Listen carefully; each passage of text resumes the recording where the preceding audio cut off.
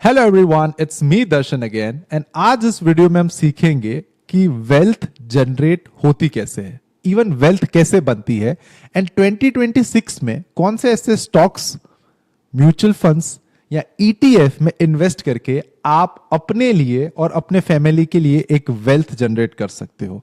सो बिना किसी देरी के लेट्स स्टार्ट द वीडियो। अब आपने बहुत बार सुना होगा कि किसी फलाने पर्सन ने किसी फलाने स्टॉक में इन्वेस्टमेंट किया था एंड आज वो स्टॉक्स ने उसके लिए वेल्थ जनरेट करके बनाई। जैसे राकेश झुनझुनवाला के लिए टाइटन वाज द हीरो और द मल्टी बैगर स्टॉक, वैसे ही रमेश दमानी के लिए D mart is the stocks जहां पे उसने इन्वेस्ट किया था, या जो डीमार्ट के वो बेसिकली फाउंडर हैं। तो ऐसे कई सारे लोग हैं जिसने कई स्टॉक्स में पहले से इन्वेस्टमेंट करके रखा था, जो स्टॉक्स करोड़ों के भाव में बिक रहे थे और आज वो मतलब करोड़ों रुपए के भाव के ऊपर बिक रहे हैं। मतलब ऐसे बहुत सारे स्टॉक्स हैं। तो सबसे पहले मैं यहां पे आपको एक स्टोरी सुनाना चाहूंगा कि जब भी दुबई बन रहा था ना, तो दुबई मतलब रेत था, रेगिस्तान था। तब वहां पे कुत्ता भी मतलब वहां पे देखने के लिए नहीं आता था और कुत्ता भी वहां पे रहने के लिए नहीं आता, मतलब इंटरेस्टेड था। बट उसके शेख का ऐसा दिमाग था कि नहीं, मैं यहां पे इतनी बड़ी बिल्डिंग्स बनाऊंगा, मैं यहां पे ये करूंगा वो करूंगा, और उसने अपने पैसे इन्वेस्ट करने वहां पे स्टार्ट करे। जब वो इन्वेस्ट कर रहे थे तो आप समझ लो रेत के भाव में दुबई में जमीन बिक रही थी। ठीक है, उसने कितने लोगों को बोला कि आप दुबई में इन्वेस्ट करो, आप दुबई में ये करो, दुबई में वो करो, लेकिन बहुत कम लोग थे जिसने वहां पे उसके आइडिया में बिलीव किया और इन्वेस्ट किया उस टाइम पे। और आज जब दुबई 20 साल के बाद जब बुर्ज खलीफा बन गया, जब वर्ल्ड का बेस्ट वहां पे गार्डन बन गया, मतलब वर्ल्ड का बेस्ट बहुत होटल वहां पे बन गया, बहुत सारी चीजें वर्ल्ड की बेस्ट वहां पे बन गई। फिर वहां पे अच्छी अच्छी मतलब वर्ल्ड की बेस्ट ट्रैवल कंट्री भी वो बन गई। तो अब क्या हुआ कि अब जाके राइट, जब ऑलरेडी प्राइस पीक के ऊपर चला गया, तब जाके रिटेल इन्वेस्टर्स को वो सारी चीजें पता चली। अब रिटेल इन्वेस्ट क्या करता है कि अब वो सोचता है कि हाँ, दुबई में घर खरीदना चाहिए, तो अब वो 4-5 करोड़ में 1-2 BHK का घर खरीदता है। बट जब कोई इन्वेस्ट नहीं कर रहा था उस टाइम पे वहां पे किसी ने इन्वेस्ट किया, तो आप सोचो कि उसने 20 साल में कितना रिटर्न जनरेट कर बनाया होगा, कितना पैसा बनाया होगा। बुर्ज खलीफा उस टाइम पे 1 या 2 बिलियन समथिंग में बन गई थी, बट आज की डेट में बुर्ज खलीफा की वैल्यू कितनी है? आज की डेट में दुबई में घर कितना महंगा और एवरी डे बेसिस के ऊपर घर कितना महंगा वहां पे होता जा रहा है, राइट? जस्ट बिकॉज उसकी ग्रोथ अच्छी है। तो पहले से किसी ने ग्रोथ की अपॉर्चुनिटी फाइंड करी और वहां पे इन्वेस्टमेंट कर दिया, और आज वो अपनी वेल्थ उसने उस इन्वेस्टमेंट से बना ली और अब वो अच्छे खासे पैसे बना रहे हैं। इसी तरीके से स्टॉक मार्केट में भी आप जब भी यहां पे इस मार्केट में आते हो, तो जो ऑलरेडी बूमिंग होता है, राइट, वहां पे इन्वेस्ट ना करके आपको ऐसी चीजों में इन्वेस्ट करना है जो कि आपको ऐसा लग रहा हो कि आज से 20 साल के बाद इसकी वैल्यू होगी। अब कि कई ऐसे लोग थे जिसको पहले से लग रहा था कि यार रिलायंस स्टॉक जो है ना वो बहुत अच्छी कंपनी है, Infosys is a very good company, Wipro is a very good company. तो उसने 20 साल पहले 1998 में 2000 में विप्रो, रिलायंस, इन्फोसिस, TCS वो सारी कंपनीज में इन्वेस्टमेंट किया था। और आज वही शेयर्स, जो शेयर्स कभी 2 रुपए 3 रुपए के प्राइस के ऊपर चल रहे थे, वो आज 1000, 2000, 3000, 3-4 बार तो वो स्प्लिट हो चुके हैं, राइट? MRF के शेयर्स में I know there is a person, उसने 15-20 हजार रुपए के ऊपर कुछ इन्वेस्टमेंट किया था और आज MRF के शेयर की price more than 1 lakh rupees है। तो ये सारी चीजें जो वो वेल्थ बनाती है कि आपने 10,000 20,000 शेयर्स खरीद लिए बहुत करोड़ों के भाव के ऊपर, और अब वो एक शेयर की वैल्यू 3,000, 4,000, 5,000 है, तो उसने आपके लिए 30, 40, 50 करोड़ रुपीस की जो वेल्थ जनरेट करके दे दी। आज इस वीडियो में आप यही सीखने वाले हो कि वेल्थ बेसिकली कैसे और किस आइडिया की वजह से बनती है। अब यूनिक आइडियाज की कौन कौन सी चीजें जो है वो बाय करनी चाहिए जिसकी वजह से आपकी वेल्थ जो वो जनरेट हो जाए। अब सबसे पहले आप जरा आंख बंद करके सोचो कि अभी यहां से आपको कौन कौन से सेक्टर ऐसे लग रहे हैं कि जहां पे आपकी वेल्थ जो वो बन सकती है। अगर आपको नहीं पता, मैं आपको बताता हूं। सबसे पहले सोलार, रिन्यूएबल एनर्जी। अभी जिस तरीके से पॉल्यूशन हो रहा है, रिन्यूएबल एनर्जी की तरफ पूरी दुनिया जो है वो घूम रही है, राइट? तो उस कंपनीज में हमारी वेल्थ बन सकती है इन्वेस्ट करके। उसके बाद इलेक्ट्रिक व्हीकल, अभी पेट्रोल डीजल ये सारे लिमिटेड सोर्स है, धीरे धीरे वो खत्म हो रहे हैं, राइट।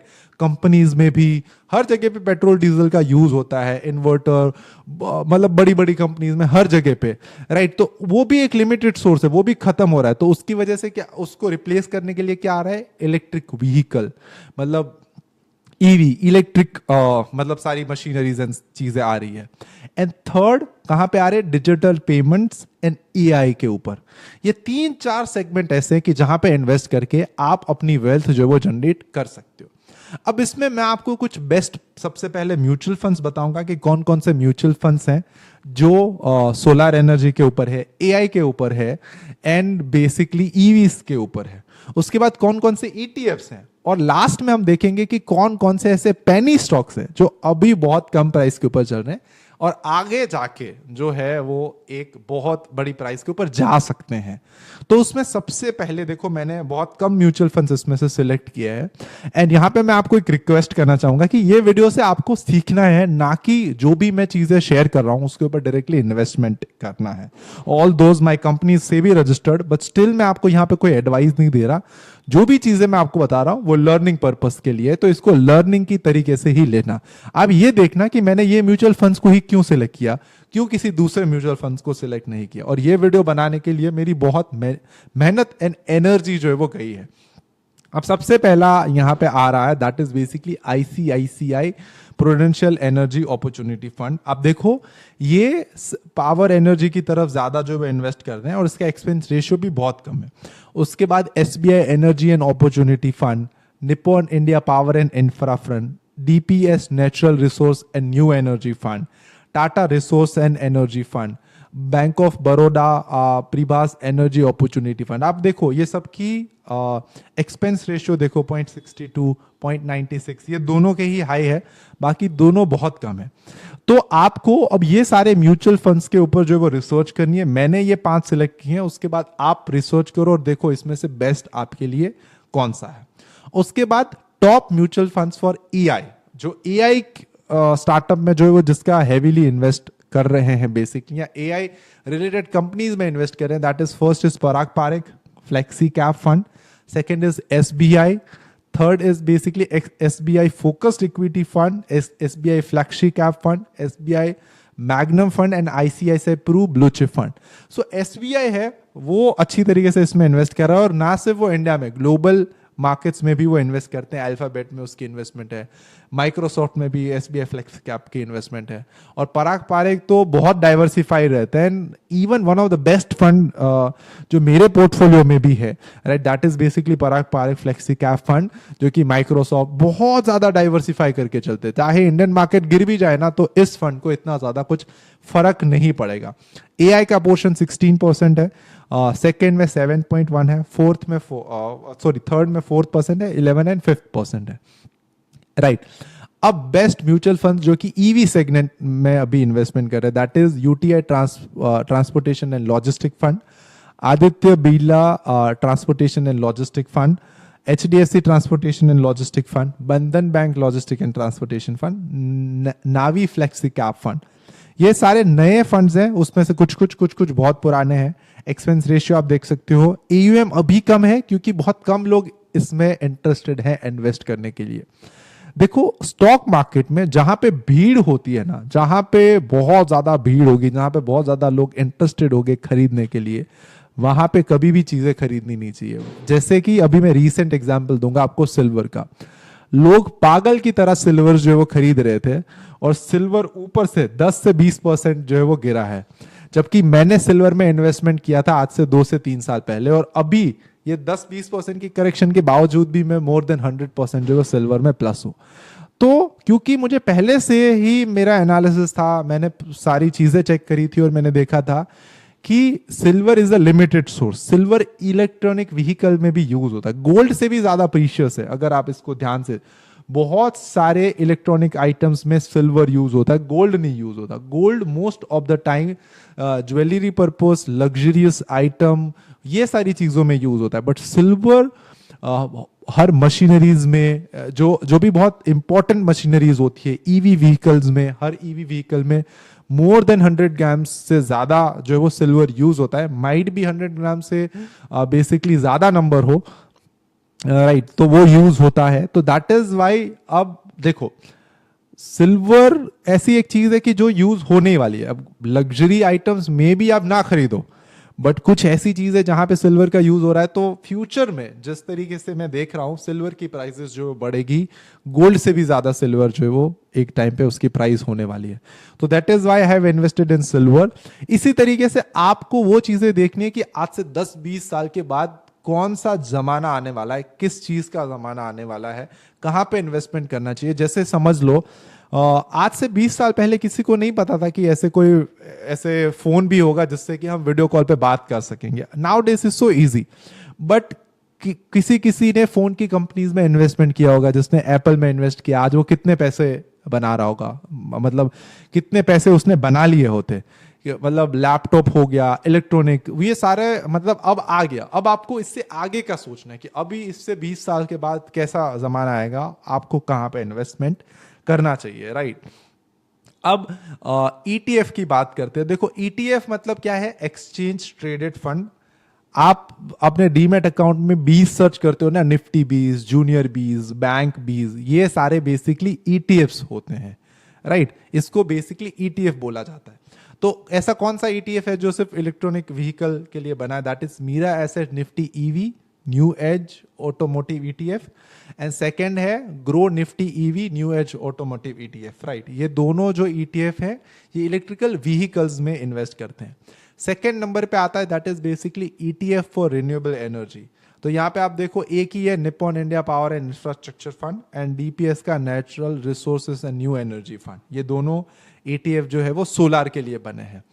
थर्ड बेसिकली होता है एआई का, मतलब एआई की कहाँ पे कौन कौन सी कंपनी, तो उसके लिए तो अभी एक ही हाल फिलहाल निफ्टी आईटी, कोई पर्टिकुलर एआई के लिए नहीं बना है, बिकॉज इंडिया की बहुत कम कंपनीज हैं जो बेसिकली एआई ड्रिवन है। अभी इतना ज्यादा एआई इंडिया में नहीं आया, हम यूज कर रहे हैं बाहर से।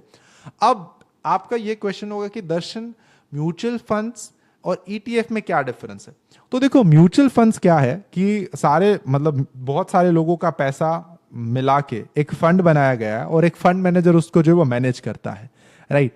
ईटीएफ में क्या है कि कोई फंड मैनेजर नहीं है, बट जो भी आईटी सेक्टर के, अगर आप आईटी के ईटीएफ में इन्वेस्ट करते हो तो उसमें जो लिस्ट ऑफ स्टॉक्स हैं उसमें आप 100 रुपए डालोगे तो जो भी लिस्ट ऑफ स्टॉक्स है उसके परसेंटेज के हिसाब से उसमें जो है वो इन्वेस्ट हो जाएगा। तो कोई फंड मैनेजर नहीं है, राइट, यहाँ पे। इसी वजह से इसका एक्सपेंस रेशियो थोड़ा सा कम होता है compare to the mutual funds, और इसके जो बेसिकली चार्जेस वगैरह भी होते हैं वो भी म्यूचुअल फंड से कम होते हैं, और इसमें कोई लिमिटेशंस नहीं होती। जैसे म्यूचुअल फंड्स में लॉक इन होता है, ईटीएफ में, मोस्ट ऑफ द ईटीएफ में लॉक इन जो है वो नहीं होता है, राइट। तो ये बेसिकली ईटीएफ के और इसके डिफरेंस है। अब हम आते हैं पेनी स्टॉक्स के ऊपर कि कौन कौन से पेनी स्टॉक्स हैं जो कि सोलार एंड रिन्यूएबल एनर्जी में हेवीली बेसिकली है, मतलब उस दिशा में जो काम कर रहा है। तो first Suzlon, right, very famous company और बहुत ज्यादा बदनाम कंपनी भी यही है, राइट। एक टाइम था जब सुजलॉन कोई खरीदना नहीं चाहता था, उसके बाद सुजलॉन का शेयर जो है वो बढ़ा। उसके बाद NHPC, Reliance power, Orient green power, Indowind energy and Surana solar. अब देखो ये सारे पेनी स्टॉक्स हैं, इसके फंडामेंटल्स बहुत ज्यादा ऊपर नीचे होंगे। आपको इसमें इन्वेस्ट करने से पहले बहुत सारी रिसर्च करनी है, बट अगर आप सोलर एनर्जीज की तरफ इन्वेस्ट करना चाहते हो तो ये सारे पेनी स्टॉक्स हैं जो सोलर एनर्जीज की तरफ हैं, जो सोलर एनर्जी की तरफ काम कर रहे हैं। ये सारे स्टॉक्स ऐसे हैं जो कि बेसिकली ईवी के ऊपर काम कर रहे हैं। ये भी सारे पेनी स्टॉक्स हैं। Wardwizard innovation and mobility, gold star power, Tunwal E motors, जैसे आपने ई बाइक्स देखी होगी टुनवाल की, बहुत ज़्यादा अभी है, सस्ती भी है, राइट, बेटर भी है, ओला से तो बेटर है मैं अगर आपको सच बताऊं तो। फिर Ratan India enterprises, Ola electric mobility, Mothersons and Sumi, right, and Mercury EV tech. तो ये सारी कंपनीज के भी आपको फंडामेंटल्स देखने हैं, आपको रिटर्न्स देखने हैं, आपको आरओआई देखना है, आपको ईपीएस देखना है, आपको सेल्स देखना है, एंड देन जो है वो आपको डिसाइड करना है। AI related and IT related stocks तो वर्टोज है, FCS सॉफ्टवेयर है, सुबेक्स है, बार्टोनिक्स इंडिया है, INF बीम एवेन्यू है, सेगिलिटी इंडिया है, मैग्नेटिकल क्लाउड है। तो ये सारे स्टॉक्स जो है वो AI के ऊपर है। अब ये सारे हो गए स्टॉक्स, ये सारे हो गए म्यूचुअल फंड्स, और ये सारे हो गए ETFs। अगर मैं आपको लास्ट में सच में एक एज अ ब्रदर एडवाइस देना चाहूंगा कि आपको 2026 में सबसे पहले क्या करना चाहिए, सबसे पहले तो अपने लर्निंग के ऊपर इन्वेस्टमेंट करना चाहिए कि आपकी लर्निंग जो है वो बेसिकली एक जो बोलते हैं ना कि जैसे 20% से आपका पोर्टफोलियो ग्रो होना चाहिए, उसी तरीके से एवरी मंथ 20% से आपकी लर्निंग ग्रो होनी चाहिए। आपको नई बुक्स के ऊपर इन्वेस्ट करना चाहिए। ये सारी चीजें आपको एक हद तक की रिटर्न देगी, बट जब आप अपने ऊपर इन्वेस्टमेंट करोगे, नए प्रोग्राम में एनरोल करोगे, नए इवेंट्स में जाओगे, नई बुक्स खरीदोगे, राइट, और उसको रीड करोगे। सिर्फ खरीदने से आपके पास नॉलेज नहीं आएगा, आपको उसको रीड करना पड़ेगा, राइट। जो भी सेक्टर की, जो भी इंडस्ट्री की आपको पसंद हो, जो भी आप अर्न कर रहे हो उसका 5 to 10% आप जो है वो बेसिकली ऐसे लोगों में या ऐसे वर्क में आप उस पैसे को लगाओगे जिससे कि दूसरे लोगों का अच्छा हो, राइट, एनिमल्स का अच्छा हो, लोगों का अच्छा हो, और एक ग्रेटिट्यूड की भावना से, राइट, गॉड को थैंक यू बोलोगे कि जो भी मेरे पास है, जहां पे भी मैं हूं, thank you so much for that, और यहां से आगे मैं और अच्छा करूंगा और बेटर करूंगा मेरे मॉम डैड के लिए, मेरे खुद के लिए, एंड जो भी मैं अच्छा करूंगा उसका मोस्ट ऑफ द परसेंटेज जो है वो मैं दूसरों की हेल्प करने के लिए लगाऊंगा, राइट। क्योंकि आप देखो एक टाइम के बाद आपके पास सिर्फ वो पैसे is just a number game हो जाएगा, राइट। जब आप एक सर्टन नंबर अचीव कर लोगे, might be that 10 crore number, 20 crore, 30 crore, 40 crore और 50 crore, what ever the number is, वो आपके लिए एक नंबर रहेगा। बट उसके बाद वो आपके लिए वो पैसों की इतनी अहमियत नहीं रहेगी, तो तब जाके आपको समझ में आएगा money is everything, money is most important asset, right. But जब आप कोई ऐसा काम करोगे जो पैसे से ऊपर है, तब आपको जो सेटिस्फेक्शन मिलेगा that is on the next level. So I hope इस वीडियो से आपने बहुत सारी चीजें सीखी होगी, समझी होगी एंड लर्न किया होगा। Now this is the time जहां पे आप मेरे से पास कुछ सीख सकते हो। एंड अगर आपको वीडियोस पसंद आ रही है, एंड अगर आप मेरे साथ 1-to-1 कनेक्ट होना चाहते हो, बेटर, ज्यादा अच्छे तरीके से जो वो गाइडेंस लेना चाहते हो, तो I have given the link in to the description and in to comment section as well. You can book a call with me and I personally came and solve your trading doubt and challenges. I hope you like the video. Till then, keep watching, keep learning, and keep making money from the stock market. Have a good day. Bye bye. Thank you so much.